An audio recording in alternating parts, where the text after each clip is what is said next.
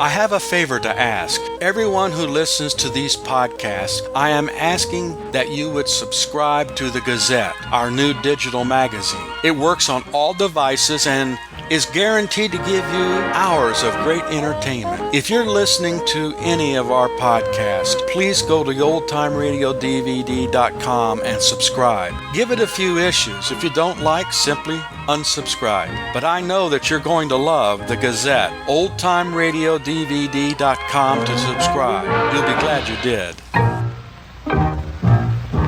I was a communist for the FBI.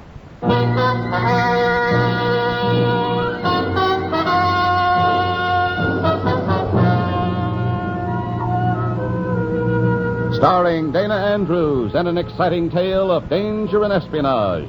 I was a communist for the FBI.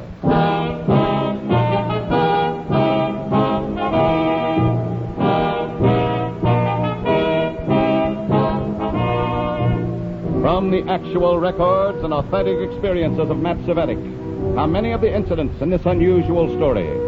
Here is our star, Dana Andrews, as Matt Cvetic, who for 9 fantastic years lived as a communist for the FBI. Iron Curtain, even a self-imposed Iron Curtain. And it's particularly distressing because we who have stepped behind that curtain can still see through it. We know the way you are living, natural, normal, happy lives. We know, too, the way you look down on us, despising us as traitors. But though we understand, it hurts, because everyone has a craving for love, for admiration, essentials of living that are denied to the unknown communist for the FBI. In a moment, listen to Dana Andrews as Matt Cvetic, Undercover Man.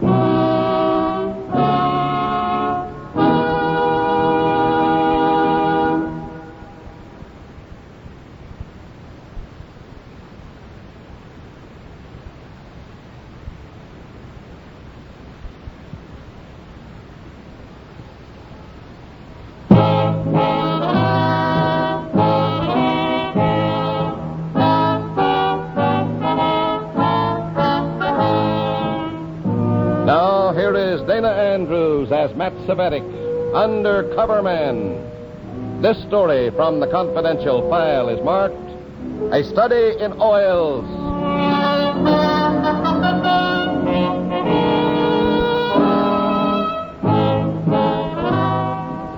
As I walk into Comrade Horsting's house, I know again that feeling of apprehension that accompanies every special party summons. As always, I wonder why I've been called. Have they seen me making a contact with the FBI?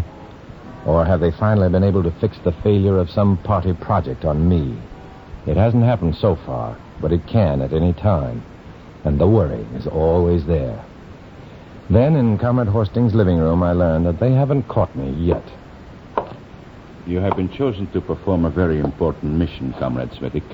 Mission which has already met with several reverses. Then what makes you think I can swing it? What I think has no bearing on the case. The assignment came from party headquarters. Oh, what is it? You are to effect a friendly acquaintance with a Mr. and Mrs. Walt Wheeler. Where do I meet them? On the New York-bound Limited, which passes through here at 8 o'clock tonight. How will I know them? I have pictures of them. Newspaper pictures taken when the Wheelers overnight were catapulted from poverty to tremendous wealth. Oil? 5 wells so far, flowing 37,000 barrels a day. And according to my reports, this is only the beginning. And the party wants some of this oil money? Naturally. Oh, I see. Your job is simply to effect a friendly meeting with them. A meeting which can be exploited after you arrive in New York. I leave at 8 o'clock tonight? Right. The Wheelers, according to the report given me, will be in drawing room B, car 7018.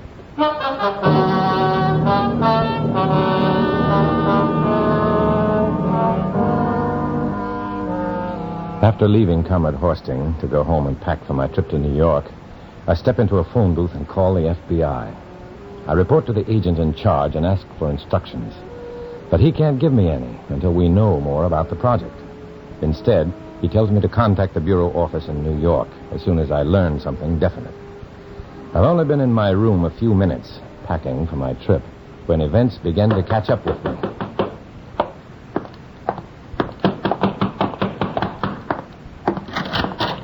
You take your time, Comrade Cvetic. I wasn't expecting you, Comrade Horsting. Come in. Has my trip to New York been canceled? No. In fact, your responsibilities have increased. I just received this package which you are to deliver to Comrade Crowder at party headquarters. What is it? I wasn't told, Comrade Cvetic, and I didn't ask. Well, I just wondered. A large, flat package like that. If Comrade Crowder thinks you should know, he'll tell you after you deliver the package. Now, finish your packing. We'll have dinner together, and then I'll drive you to the station.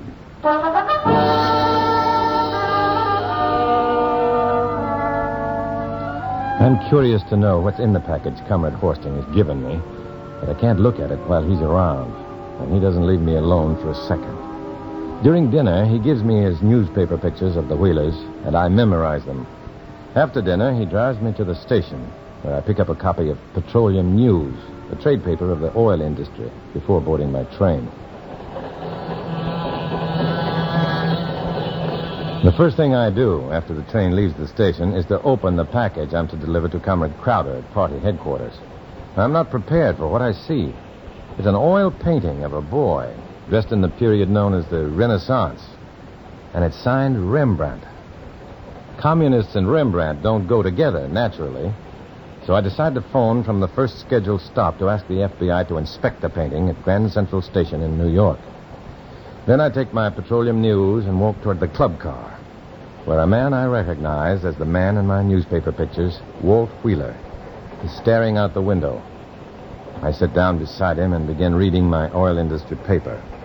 It's bait well cast, and Wheeler opens the conversation.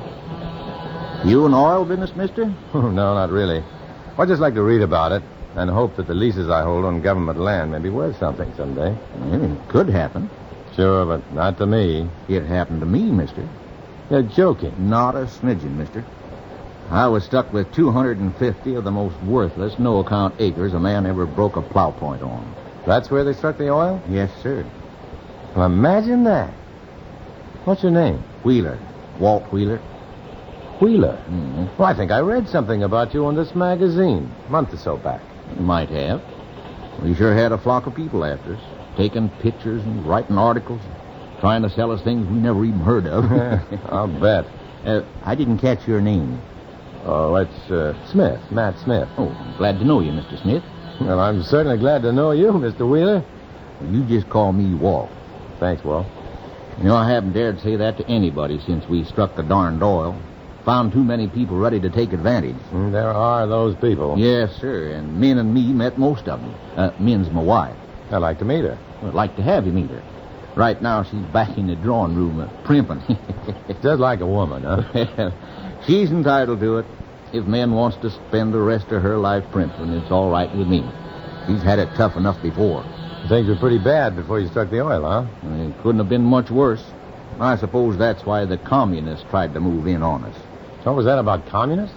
Well, sir, as soon as we struck oil, we was approached to join the Communist Party, and, well, can you imagine me having anything to do with a Red? An oil millionaire like you. No, Walt, I can't. Oil millionaire be darned. Even when we was poor, I was an American. I never believed that there was any place in America for Red communism. I'm glad to hear you say that, Walt. I hate them, too. Well, men ought to be through with their fixing by now, so let's go back and see. Well, I'll be glad to after we leave this next stop. I have to get off the train and make a call to New York. It must be pretty important business if you can't wait till you get there. Yeah, it is important. Well, I'll wait here till you get back on the train. Then we'll go see Min.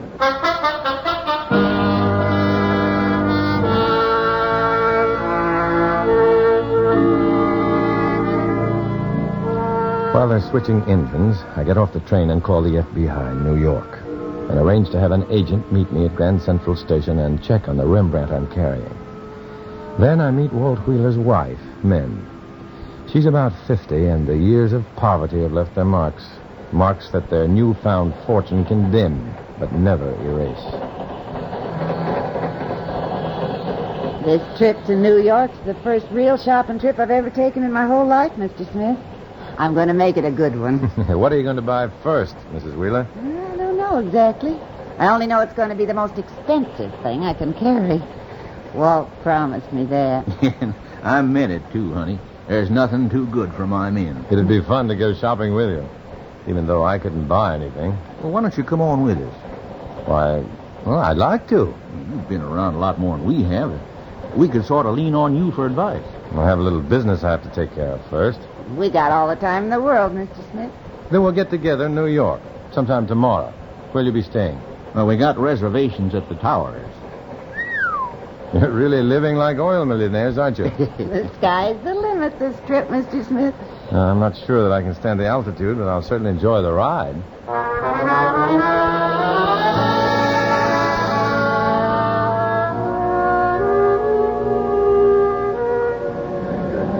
When the Wheelers and I get off the train in Grand Central Station, I know that I've established a contact with them that fits my party orders.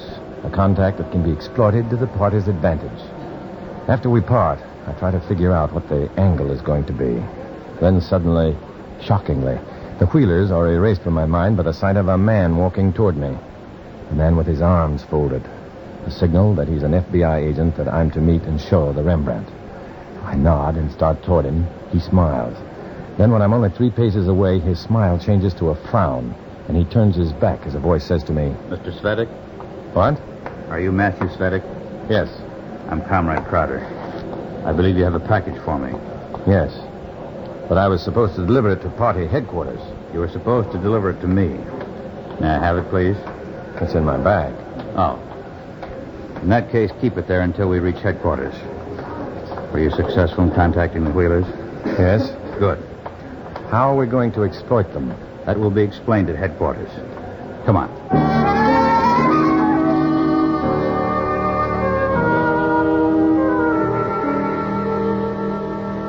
I didn't want to talk in the station or the cab, Comrade Cvetic, but the party is going to sell the Wheelers the contents of the package you brought to me.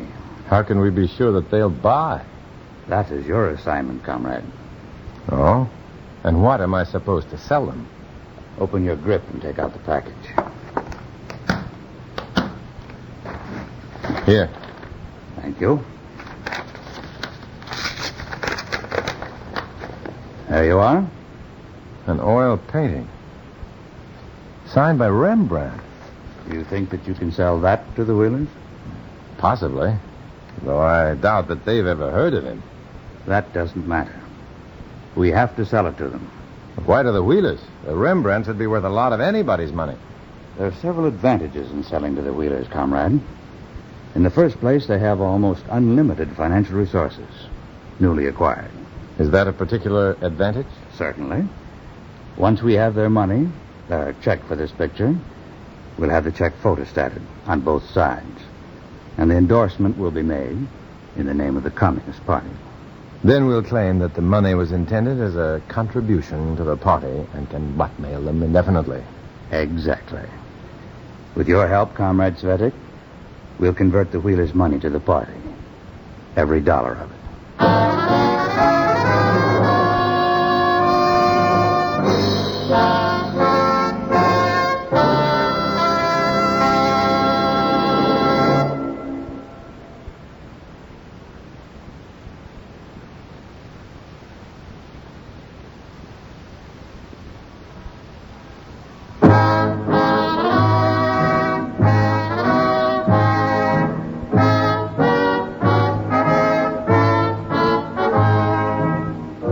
Back to Dana Andrews, starring as Matt Cvetic in I Was a Communist for the FBI, and the second act of our story.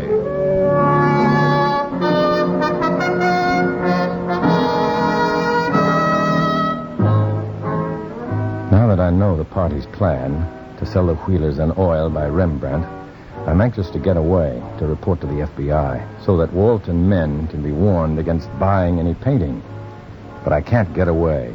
Instead, with Comrade Crowder, I enter an inner office. Shut the door, Comrade Cvetic. What is he doing here, comrade? He has clients for our Rembrandt, Dr. Brokaw. Oh? Well, in that case, welcome, Comrade Cvetic, Doctor. Comrade Cvetic? This is Dr. Sergei Brokoff, Comrade. Dr. Brokoff is an art dealer, critic, and expert. And party member? But of course, Comrade. My Avant art gallery is simply a necessary front. After several others have failed, Comrade Cvetic finally scraped up an acquaintance with a pair of dupes. The party has been most anxious to capture, Doctor. Oh?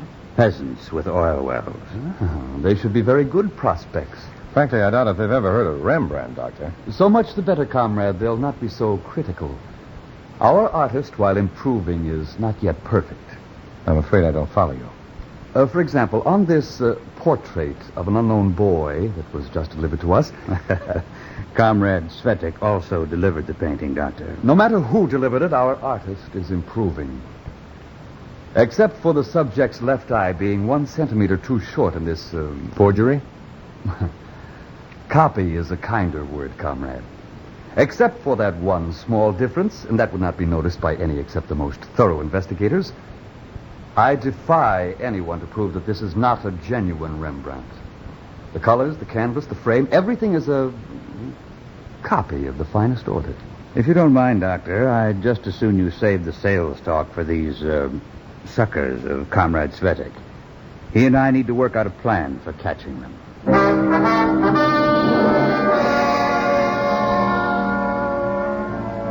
Crowder has a plan all worked out without any help from me.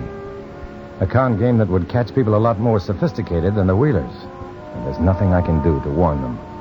But I do get one break. While Crowder's checking in at the Wheelers' hotel as part of the trap, I get a chance to get to a phone booth and call the FBI.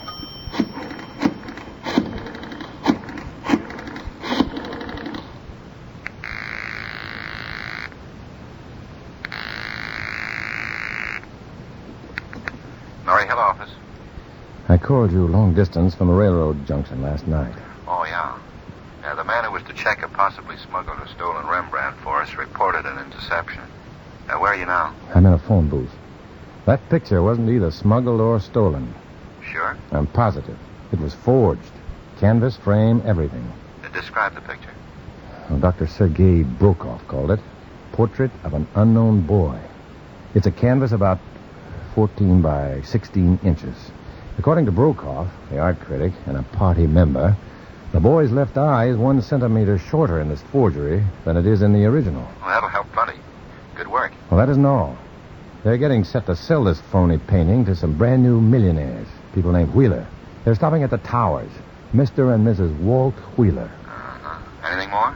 Yeah, call the Wheelers and tell them that they're going to be shown a phony painting and warn them not to buy it. Well, I'm sorry, but I can't do that. But look, the Reds plan to hook them, then blackmail them. This is only the first step. Well, I can't warn them, and don't you warn them either.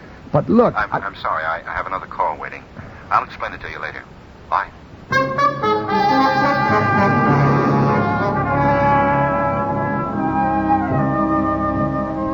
I can't understand the agent's attitude. I'm risking my neck to make this report, to keep the Reds from getting their hands on the Wheelers' money, and I'm told to forget it. My hands are tied. I know we're fighting a war against communism, and in any war, people get hurt. But I still feel like a traitor when I go to Comrade Crowder's room at the hotel, call the Wheelers, and get them to come down to see the Rembrandt. Oh, come in, man. Walt.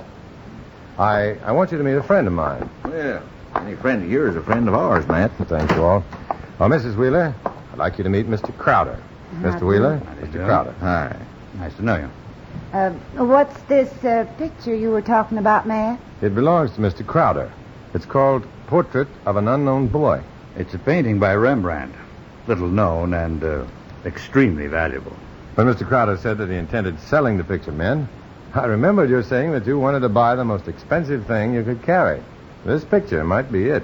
You remembered that and thought of us. I told you he was real folks, men. There's considerable prestige connected with owning a genuine Rembrandt.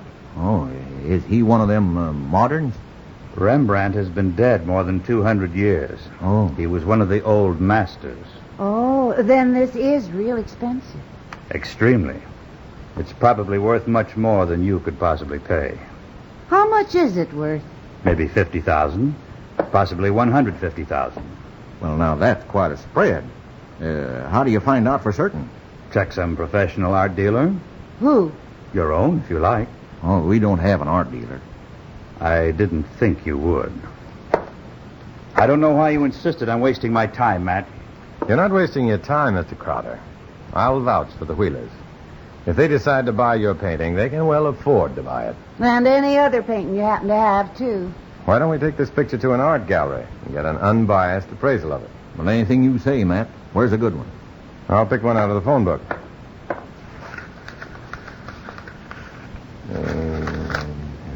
Here we are.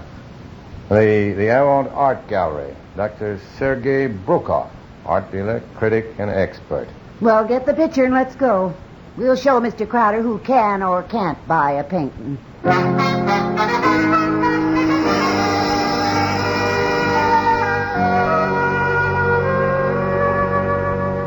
I am terribly busy at the moment, Mr. Smith. I have an appraisal to do at the Metropolitan Museum, a showing to Mr. Rockingham, a restoration of an early Goya. Yeah, if he's that busy, Matt, let's try somebody else. Just a second, Mr. Wheeler. Walt Wheeler.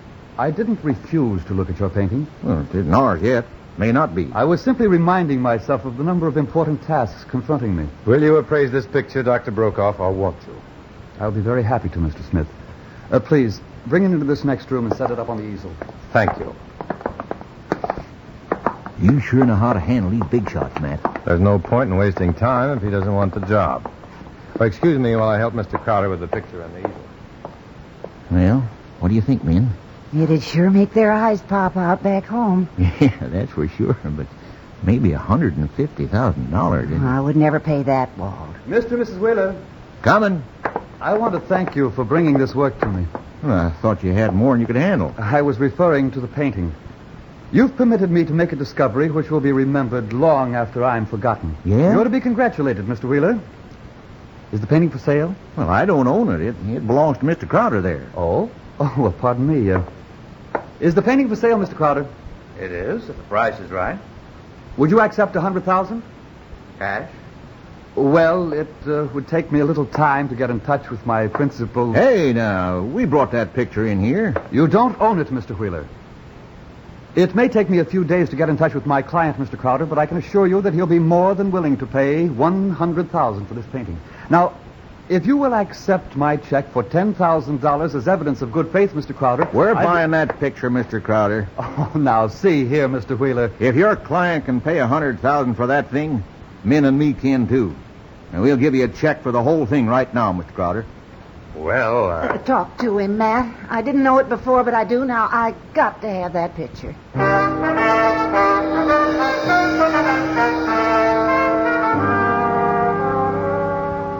I know now why gamblers say only suckers can't wait.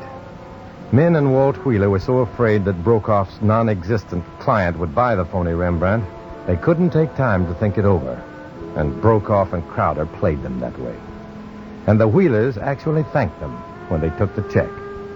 A little bitterly, I phoned the FBI and reported that their refusal to warn the Wheelers had given the Reds a present of several $1 million. I left for home that night, and it was 2 days before I again checked with the FBI and arranged a meeting. Oh, hello, man. Sit down. Thanks. Well, feel proud of yourself? Sure. I don't blame you. What are you talking about? The Wheelers and the phony Rembrandt. You really worked a deal there. Yeah, quite a deal. The phony art dealer and Comrade Crowder are going to get about 10 years apiece. What happened? When the story of the Wheelers' purchase broke in the papers, every art expert in New York wanted to see their unknown Rembrandt. I can imagine. Now, you can't imagine the trouble we were in. Half of the experts thought the painting was authentic. In fact, if it hadn't been for your tip about the left eye being 1 centimeter shorter than the original, we'd never been able to prove fraud against Brokoff and Crowder. The Reds still got Wheeler's $100,000. Well, we wanted them to, Matt. That's why you weren't allowed to tip them off. Once Crowder deposited that check, we had them. It was never cashed because the Bureau put a hold on it until the Wheelers actually stopped payment. Well, that makes me feel a lot better. I thought it would. All in all, it was quite a study in oils. Yeah, a study in oils. Oil wells, oil paintings, and communist oil. My cell leader praised me highly for having handled myself with such circumspection that the suckers, as he called them, never suspected me. And the other members of our cell echoed his praise, for no wholehearted believer in the communist doctrine could ever understand that the Wheelers' attitude toward me stemmed from their own kind, generous, and just basically decent instincts, rather than from any cleverness on my part. I understood, though, and I've often wished that I could see them again as a friend. Naturally, that was impossible. If I am to have friends, I have to pick them from among the members of the Communist Party. I choose to walk alone.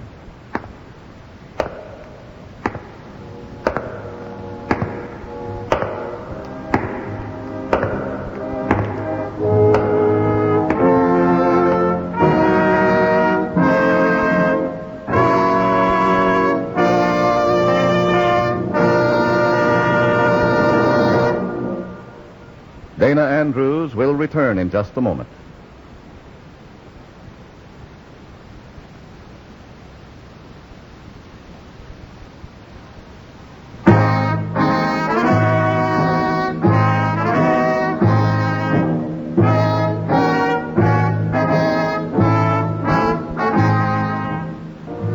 This is Dana Andrews. All over America and in all walks of life, men and women are belatedly learning that they've been duped by the Communist Party, tricked into contributing their names or their time or their money to a group whose only aim is their enslavement. Although to protect innocent persons, names, dates, and places are fictitious, the danger they warn against is very real.